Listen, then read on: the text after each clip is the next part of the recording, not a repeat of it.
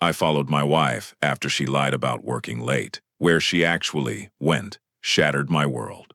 My name is James Carter, and I've been married to my wife Rachel for 12 years. 12 years of what I thought was a solid, trustworthy marriage. We met at a marketing conference when we were both in our late 20s, ambitious and driven. She was presenting on digital strategy, and I was captivated, not just by her intelligence, but by the way she commanded the room with such confidence. We dated for 2 years before I proposed on a beach in Hawaii at sunset. Cliché, I know, but Rachel loved it.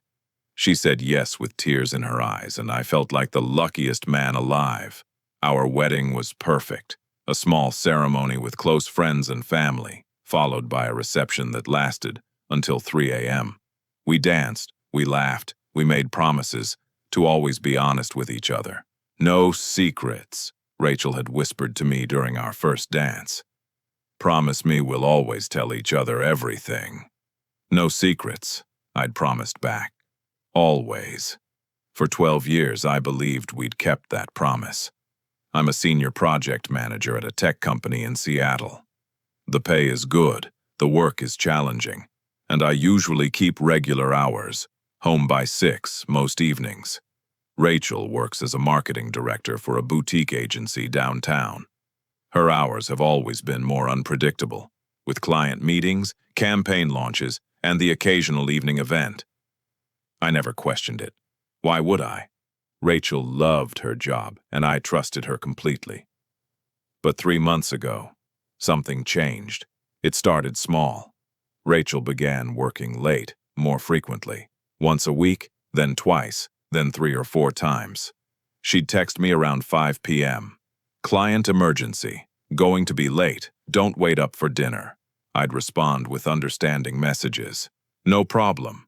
Want me to save you some food? Or, hope it goes well. Love you. She'd come home around 10 or 11 p.m., looking exhausted, and head straight for the shower. I'd ask about her day, and she'd give vague responses about difficult clients and last-minute changes. Then she'd kiss me goodnight and fall asleep within minutes. At first, I sympathized. I know how demanding work can be. But as the weeks went on, I started noticing other changes too. Rachel became more protective of her phone. She'd started taking it with her everywhere, to the bathroom, to the kitchen when making coffee, even to the bedroom when she went to change clothes.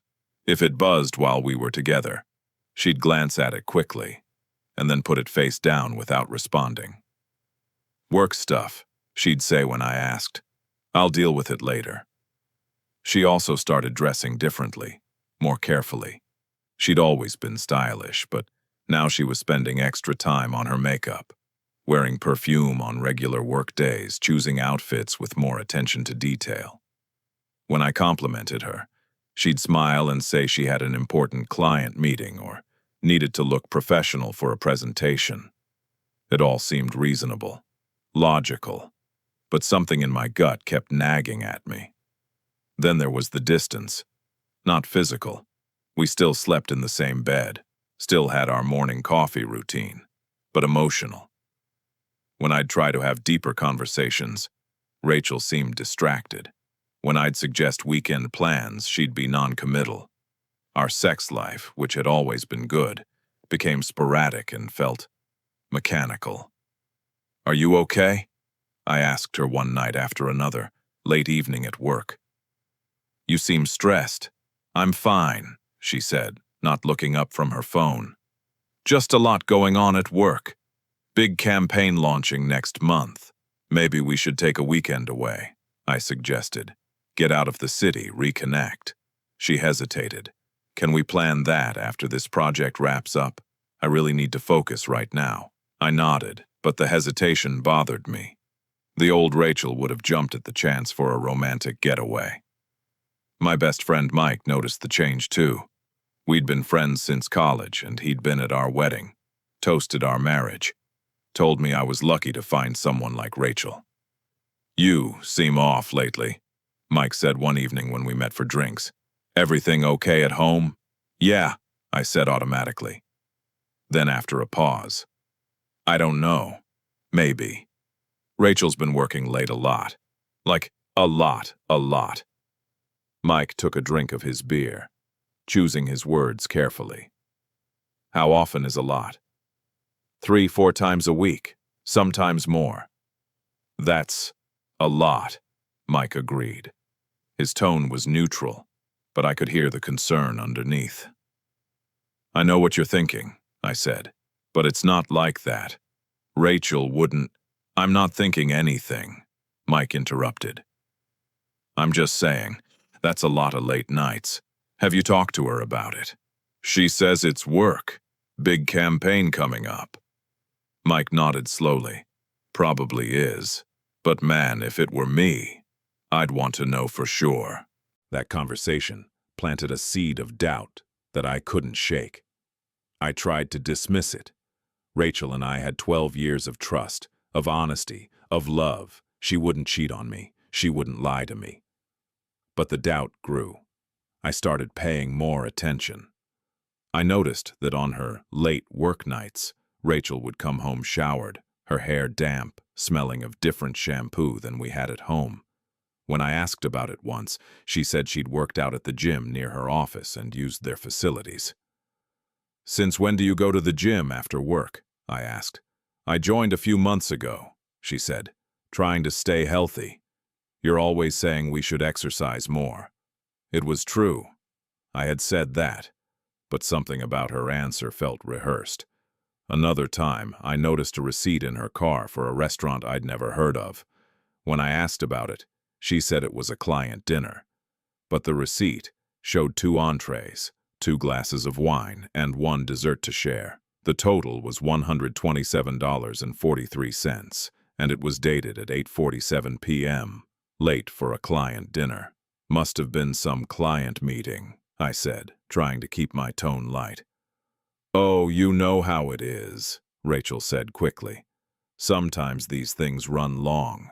Each explanation was plausible. Each answer was reasonable. But together they formed a pattern that I couldn't ignore.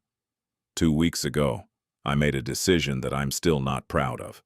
I installed a tracking app on Rachel's phone. I told myself it was just to ease my mind, just to confirm that she was really at work when she said she was. I told myself that once I saw she was telling the truth, I'd delete the app and never mention it. But I knew what I was really doing. I was spying on my wife. I was violating her privacy, breaking the trust we'd built over 12 years. And I did it anyway because the not knowing was eating me alive. The app was simple. It ran in the background and shared her location with me in real time. The first few days, everything checked out. Her phone was at her office during work hours, at the gym occasionally in the evenings, at the grocery store, at her usual coffee shop. I felt relief wash over me. I'd been wrong. I'd been paranoid. I could delete the app and forget this whole thing. But then came last Tuesday. Rachel texted me at 5:15 p.m. "Client emergency. Have to work late. Probably won't be home until 10. Order dinner for yourself. Love you." I texted back, "Okay. Hope it goes smoothly. Love you too." But this time I opened the tracking app. Her phone wasn't at her office. According to the GPS, Rachel was in a residential neighborhood on the east side of the city, nowhere near downtown where her office was located. I watched the little blue dot that represented my wife's phone, and it wasn't moving. It had been stationary at that address for the past 20 minutes. My heart started pounding. There had to be an explanation. Maybe it was a client's home office. Maybe it was a co-working space. Maybe the GPS was wrong. But I knew. Deep down, I knew. I grabbed my keys and my coat. I didn't think about what I was doing or what I might find. I just drove. The address was about 30 minutes away in evening traffic, in a nice neighborhood with tree-lined streets and well-maintained houses. Not the kind of place you'd expect to find anything sordid. I parked down the street, far enough away that Rachel wouldn't spot my car if she happened to look. Close enough that I had a clear view of the house where her phone's GPS placed her. It was a modern 2-story home, painted gray with white trim and a perfectly manicured lawn. There was a black BMW in the driveway, expensive, well-maintained. Lights were on in several windows. I sat in my car, hands gripping the steering wheel, my heart hammering in my chest. What was I doing? What did I think I was going to find?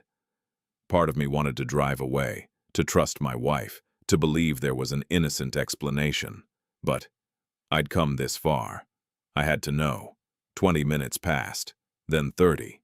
I was starting to feel ridiculous, sitting in my car like some kind of stalker, spying on my own wife. I was about to leave when the front door of the house opened, and Rachel stepped out. She wasn't alone.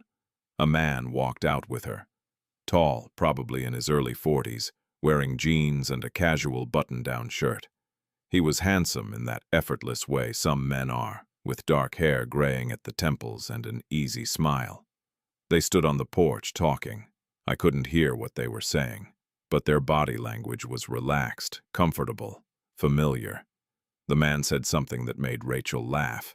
That genuine, full-throated laugh I hadn't heard from her in months. Then he pulled her into a hug. Not a brief, friendly hug. A long, lingering embrace. Rachel's arms went around his neck. His hands were on her waist. I felt like I'd been punched in the stomach. The air left my lungs. My vision tunneled. They pulled apart, but slowly, reluctantly. The man said something else, and Rachel nodded. She walked to her car, a silver Camry parked on the street. But before she got in, she turned back and blew him a kiss. He caught it, pressed his hand to his chest, and smiled. Rachel got in her car and drove away. I watched her taillights disappear down the street, and I sat there, frozen, unable to process what I'd just seen. My wife, my Rachel, the woman who'd promised no secrets on our wedding day, the woman I'd trusted completely for 12 years. I didn't follow her home. I couldn't face her yet. Instead, I sat in my car for another hour, watching that house, trying to understand. Was this an affair? It had to be. But Rachel had seemed so happy, so comfortable. This wasn't a new relationship. This was established. This was familiar. Eventually, I drove home on autopilot. Rachel's car was in the driveway when I arrived. I sat in my car for 10 minutes, trying to compose myself, trying to figure out what to say. When I walked in, Rachel was in the kitchen, eating leftover pasta straight from the container. She'd changed into yoga pants and one of my old college t-shirts. Her hair was pulled back in a messy bun. She looked like my wife. She looked like home. "Hey," she said, smiling. "How was your evening?" "Fine," I said, my voice sounding strange to my own ears. "How was the client emergency?" "Exhausting," she said without missing a beat. "But we got it sorted out." "I'm starving. I didn't even have time for dinner." The lie came so easily, so smoothly. I wondered how many times she'd lied to me before. How many client emergencies had actually been visits to that house, to that man. "I'm going to bed," I said. I couldn't look at her. Couldn't be in the same room as her. "Okay," Rachel said, concerned now. "Are you feeling okay? You look pale." "Just tired," I managed. That night I lay in bed next to my wife, listening to her breathe, and I felt like I was sleeping next to a stranger. This woman who I'd shared my life with, who I'd made plans and dreams with, who I thought I knew better than anyone. I didn't know her at all. The next morning, I called in sick to work. I couldn't focus, couldn't think about anything except what I'd seen. After Rachel left for her office, or wherever she actually went, I pulled up the tracking app again. This time she really was at her office. I could see the little blue dot sitting right where her agency's building should be. But knowing that didn't help, because now I knew she was capable of lying to me. And I had no idea how deep those lies went. I spent the day going through scenarios in my head. Maybe it was innocent. Maybe the man was a friend. Maybe the hug meant nothing. But I knew better. The way they'd looked at each other. The blown kiss. The comfort between them. That wasn't nothing. I needed more information. I needed to understand what I was dealing with before I confronted Rachel. So that evening, instead of waiting at home, I drove back to that neighborhood.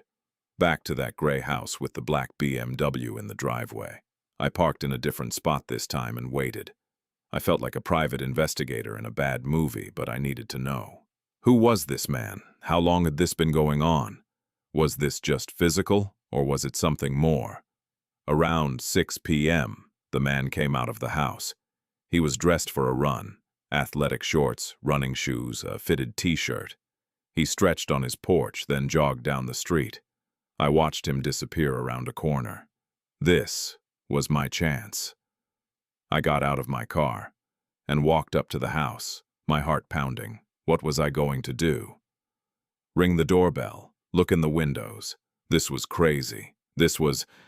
I noticed the mailbox by the street. Heart racing, I opened it. Inside were several envelopes, all addressed to the same person. Dr. Michael Reeves. Dr. Michael Reeves. I pulled out my phone and Googled the name along with Seattle. The first result made my blood run cold. Dr. Michael Reeves, MD oncologist, Seattle Cancer Care Center, an oncologist. Rachel was visiting an oncologist. But why? Was she sick? Was someone we knew sick? Why would she lie about it? I stood there on that quiet residential street, envelopes in my hand, trying to piece it together. None of this made sense. If Rachel was sick, why wouldn't she tell me? If someone else was sick, why all the secrecy? Unless Dr. Reeves wasn't just her doctor. Unless this was personal and professional mixed together. An affair with her oncologist. That seemed almost too soap opera to be real. I put the mail back and returned to my car, my mind spinning. I needed to think. I needed to figure out my next move. That night, Rachel came home at her usual time. We had dinner together, takeout Thai food that neither of us really tasted. She talked about her day at work, asked about mine. I gave vague answers, pushing food around my plate. "James," Rachel said finally, putting down her fork. "What's going on? You've been weird for 2 days." This was it. This was my chance to ask, to demand the truth, to lay everything out on the table. But I couldn't, because I didn't know what question to ask. Are you cheating on me? Are you sick? Who is Dr. Michael Reeves? Why are you lying? Just work stress, I said. Another lie. We were both so good at lying now. Rachel studied my face, and for a moment I thought she was going to push, thought she was going to call me out. But she just nodded and went back to her food. That weekend, Rachel told me she had to work on Saturday. Another client deadline. She'd be gone most of the day. On a Saturday, I asked. "I know," she sighed. "Trust me, I'd rather be here with you. But this client is demanding and we're behind schedule." I watched her get ready, watched her put on makeup with care, watched her choose a nice blouse and jeans, watched her spray perfume. For a work Saturday, for a demanding client. "What time will you be home?" I asked. "Probably around 6, she said, kissing me on the cheek. "I'll text your updates." After she left, I waited 15 minutes, then checked the tracking app. She wasn't heading downtown to her office. She was heading east, toward that neighborhood, toward Dr. Reeves's house. I grabbed my keys. I was going to follow her again. I was going to see exactly what was happening, but this time I wasn't going to just watch from my car. This time I was going to get answers. I drove to the neighborhood, parked in a different spot, and waited. Rachel's car was already there, parked in Dr. Reeves's driveway, bold, not even trying to hide it anymore. Or maybe she thought she was safe, because I was at home, trusting her. I sat there for almost 3 hours. 3 hours while my wife was inside another man's house, doing God knows what. I imagined every scenario, each one worse than the last. Finally, around 2 p.m., the front door opened, but this time what I saw made me forget how to breathe. Rachel came out of the house. She wasn't alone, but she wasn't with Dr. Reeves. She was with a child, A little boy, maybe 5 or 6 years old, with dark hair and a bright smile. He was holding Rachel's hand, talking animatedly about something, gesturing with his free hand. Rachel was laughing, completely engaged, ruffling his hair affectionately. Behind them came Dr. Reeves carrying a soccer ball. He said something to the boy, who squealed with excitement and ran onto the lawn. Dr. Reeves kicked the ball gently to him, and the kid kicked it back, beaming with pride. Rachel stood watching them, her arms crossed, a smile on her face that I recognized. Soft, tender, full of love. I'd seen that expression before, years ago, when we'd talked about having kids someday. Someday that never came, because Rachel said she wasn't ready. First it was career, then it was money, then it was timing. After a while, I stopped bringing it up. But here she was, in another man's front yard, watching another man's child play soccer, looking at them like they were her family. The little boy missed a kick and the ball rolled toward the street. Rachel ran after it, laughing, her movements light and carefree in a way I hadn't seen in months. She kicked the ball back to the boy, who cheered and high-fived her. Dr. Reeves walked over to Rachel and put his arm around her shoulders. She leaned into him. It was so natural, so comfortable, like they'd done it 1,000 times before. The boy ran over to them, and Dr. Reeves lifted him up, spinning him around as the kid shrieked with laughter. Rachel was laughing too, her hands reaching out to steady them, to be part of their moment. They looked like a family, a happy, complete family, and I was sitting in my car down the street, watching my wife live a life that didn't include me. I must have sat there for another hour, watching them play, watching Rachel be someone I didn't recognize.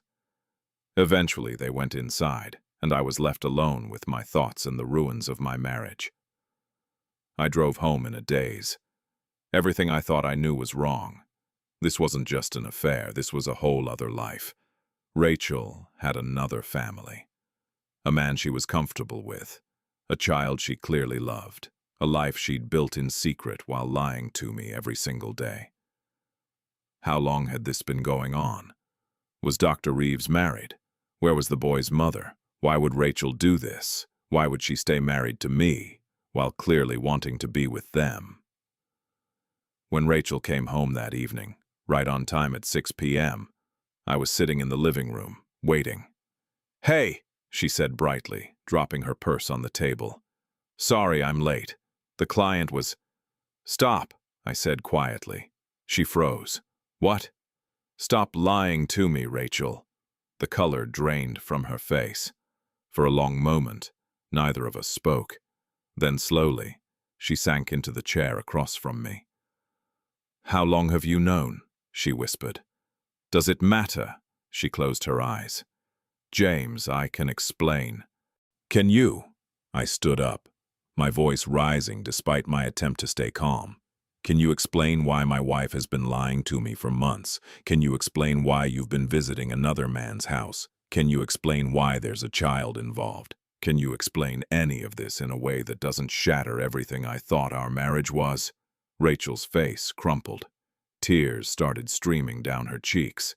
"It's not what you think." "Then tell me what it is," I shouted. "Tell me the truth for once." "His name is Noah," Rachel said softly, her voice breaking. "And he's dying." The room went silent. I stared at my wife, not comprehending. "What?" Rachel wiped her tears with the back of her hand. "Noah is 6 years old. He has an aggressive form of leukemia. His mother, my sister Melissa, died giving birth to him. And Michael, Dr. Reeves, he's not some affair. He's my brother-in-law, Noah's father." The world tilted. "You don't have a sister." "I did," Rachel said. "Melissa. She was younger than me by 7 years. We weren't close when we were growing up. Big age gap, different interests. But after Mom and Dad died, we reconnected. She met Michael. They fell in love, got married, got pregnant, and then—" She couldn't continue. She broke down crying, her whole body shaking with sobs. I stood there, frozen, trying to process this information.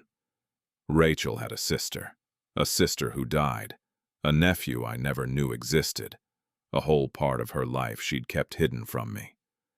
"Why didn't you tell me?" I asked. "Why did you lie about all of this?"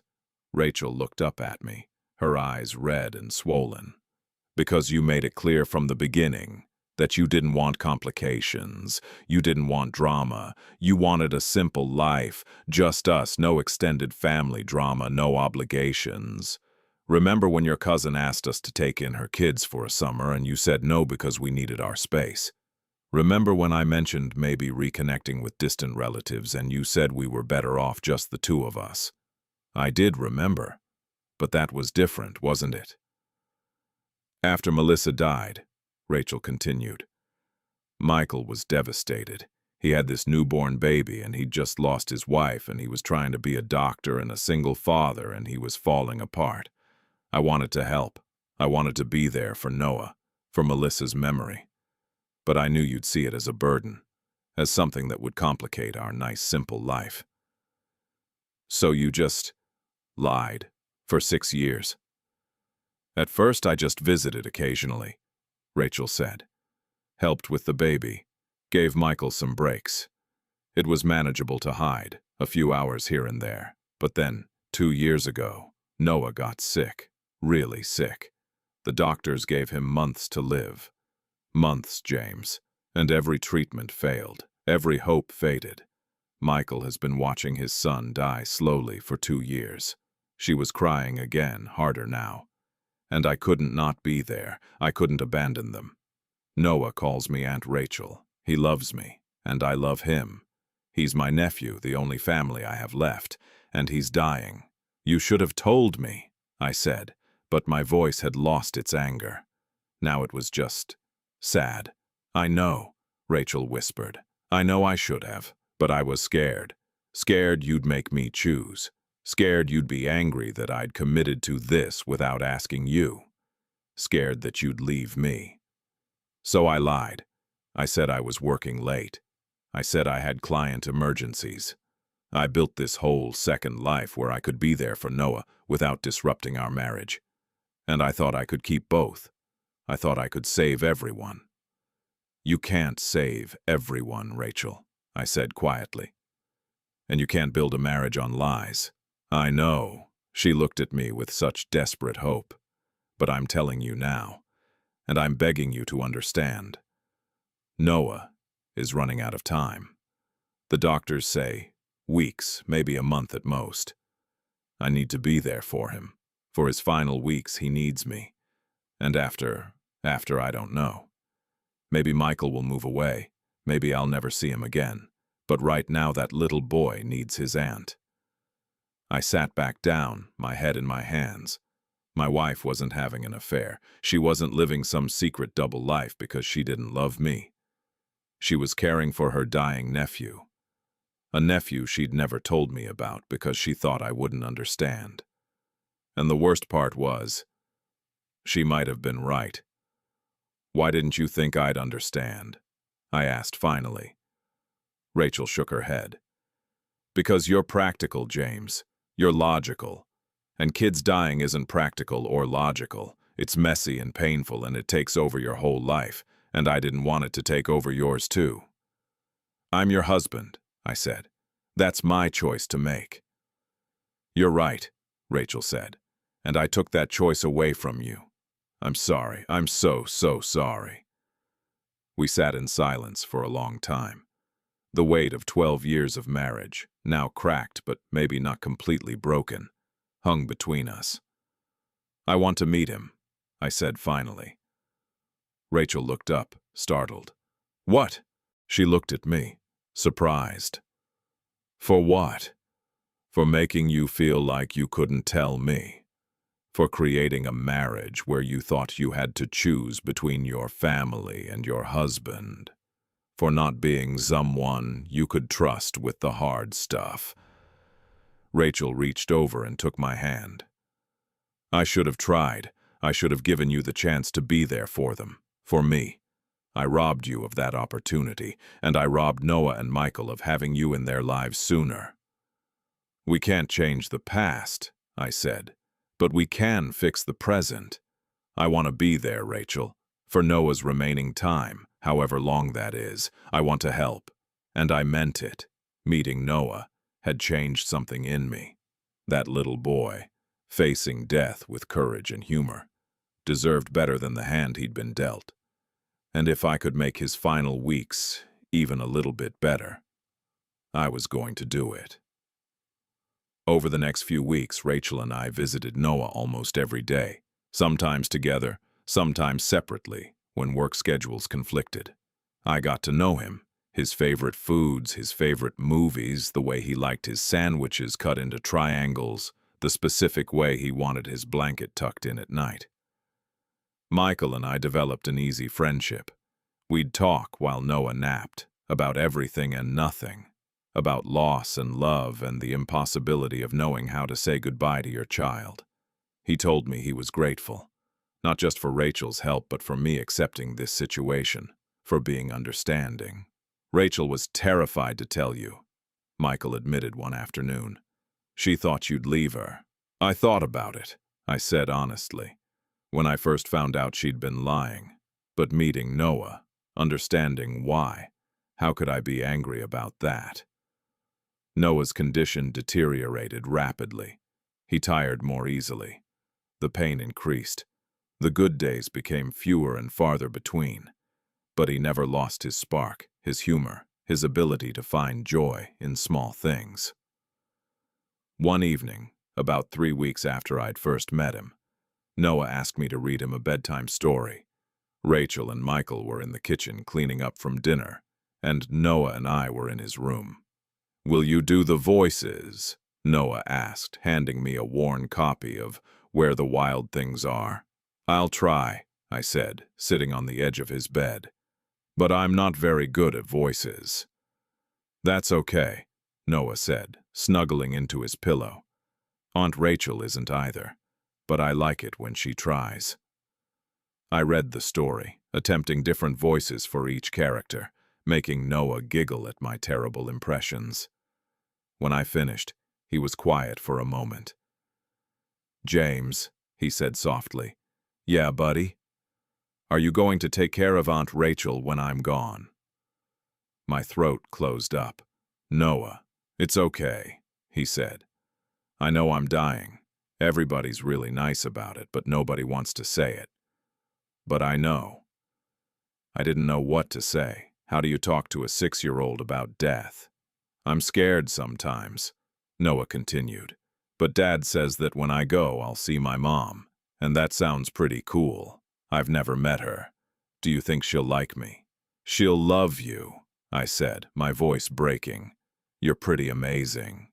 You'll make sure Aunt Rachel is okay, right? After? I promise." "Good," Noah said, satisfied. He closed his eyes. "You're nice. I'm glad you're here." I sat with him until he fell asleep, then quietly left the room. In the hallway, I found Rachel. She'd been listening, tears streaming down her face. "He's an incredible kid," I said. "He is," Rachel whispered. "And I'm so glad you got to know him." Noah died 3 days later. It happened early in the morning. Michael called at 5 a.m., his voice hollow. "He's gone," was all he said. Rachel and I rushed over. The drive there felt surreal. The streets empty, the world still asleep, while ours was falling apart. Rachel sat in the passenger seat, silent, tears streaming down her face. I held her hand the whole way. We found Michael in Noah's room, holding his son's small body, rocking back and forth, making sounds I never want to hear again. Raw, primal sounds of a parent's grief. The room still smelled like Noah, that mix of children's shampoo and the faint antiseptic smell of medical equipment. His favorite stuffed dinosaur was clutched in his small hand. Rachel went to them, wrapped her arms around both Michael and Noah, and they cried together. I stood in the doorway, this intruder on their private grief, and I cried too. For Noah, for Michael, for Melissa, who'd never gotten to know her son, for Rachel, losing her nephew. for the unfairness of a world where 6-year-olds die. Eventually, Michael let the nurses take Noah's body. Rachel and I stayed with him, making calls to family, to the funeral home, to Noah's school. The practical things that needed to be done, even when your world has ended. I called my office and took a week off. I didn't ask permission. I just told them I wouldn't be in. Rachel did the same. We stayed at Michael's house, helping with arrangements, greeting visitors, just being there. The days blurred together. I watched Rachel move through her grief with a strength I didn't know she had. She planned the funeral, chose Noah's favorite songs, picked out photos for the slideshow. She held Michael when he broke down. She answered endless questions from well-meaning people. She kept moving forward because someone had to. At night, when we'd finally collapse into the guest room bed, she'd let herself break. She'd cry in my arms, sometimes for hours, sometimes until she had no tears left. I'd hold her and whisper that it was okay, that she didn't have to be strong all the time, that I was there. "I keep thinking I hear him," she said one night. "I'll be in the kitchen, and I'll think I hear him calling for me. Or I'll walk past his room and expect to see him playing. And then I remember, and it's like losing him all over again." The funeral was small. Just us, a few of Michael's colleagues, some of Noah's nurses. Rachel gave a eulogy about the brave little boy who loved dinosaurs and soccer, and made everyone around him better just by being himself. "Noah taught me that love isn't convenient," Rachel said, her voice steady despite her tears. "It doesn't fit into neat schedules or work around our plans. Love is messy and complicated, and it demands everything from us. And it's worth it. Every moment with Noah was worth it." She looked at me when she said it, and I understood. She'd been trying to protect me from that mess, that complication. But in doing so, she'd cheated both of us out of knowing Noah sooner. After the funeral, life had to go on somehow. Michael took a leave of absence from the hospital. Rachel went back to work, but she was different, quieter, sadder, but also somehow more present. She stopped lying about where she was. She stopped hiding her phone. She was just Rachel again. My Rachel, but changed. We started seeing a marriage counselor to work through the trust issues, the lies, the year of deception. It was hard. Some sessions ended with both of us in tears, angry at each other, at ourselves, at the circumstances that had led us here. But we kept going, because under all the hurt and betrayal, we still loved each other. And we'd learned something from Noah's too short life, that time is precious and finite, and we didn't want to waste any more of it. 6 months after Noah died, Rachel came home from a visit with Michael.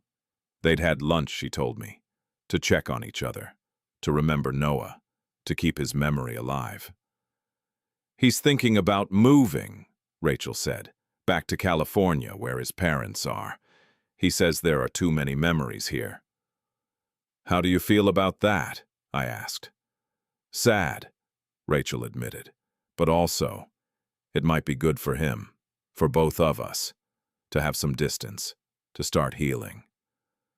She sat down next to me on the couch, taking my hand. "I never thanked you properly, for everything you did, for understanding, for being there for Noah, for forgiving me." "I haven't completely forgiven you yet," I said honestly. "I'm working on it, but I understand why you did what you did, even if I wish you'd trusted me enough to tell me from the beginning." "I should have," Rachel said, "and I'm sorry. If I could go back, I'd do it all differently. I'd introduce you to Noah from the start. I'd let you be part of that whole journey." "We can't go back," I said, "but we can learn from it. No more secrets, Rachel. No matter how hard the truth is, we tell each other. Deal?" "Deal," she said, and kissed me. No more secrets, and I believed her. Because Noah's death had changed both of us. It had shown us what really mattered. It had stripped away the pretense and the fear and left us with the raw truth. We had each other, and that was worth fighting for. A year later, Rachel and I took a trip to California to visit Michael. He'd settled in San Diego, was working at a new hospital, seemed to be finding his way forward. We visited Noah's grave together, brought flowers, told him stories about our lives, promised we'd never forget him. "He'd be happy you two made it through," Michael said. "He worried about that, about Aunt Rachel being sad." "He was a special kid," I said. "He was," Michael agreed, "and he brought you into my life, into his life, that last month when you were there. It meant everything, to him, to me, to Rachel. That night back at our hotel, Rachel and I talked late into the night about everything we'd been through. The lies, the truth, the loss, the healing." "Do you regret it?" Rachel asked. "Meeting Noah, getting involved?" "Never," I said. "Not for a second. Those last few weeks with him were some of the most meaningful of my life. He taught me what really matters." "What's that?" "Love," I said simply. "Love that shows up. Love that stays even when it's hard. Love that sacrifices." Rachel smiled, but her eyes were sad. "I wish he was still here." "Me too," I said. "Every day." We held each other in that hotel room. Two people who'd almost lost each other, who'd found their way back through grief and truth and love. I followed my wife after she lied about working late. Where she actually went shattered my world. But in the ruins of that shattered world, we built something stronger, something honest, something real. We built a love that could survive the worst kind of truth, a love that chose to show up even in the hardest moments, a love that learned from a brave little boy who faced death with courage and taught us all how to really live. And that love, scarred and tested and proven, that love was worth everything.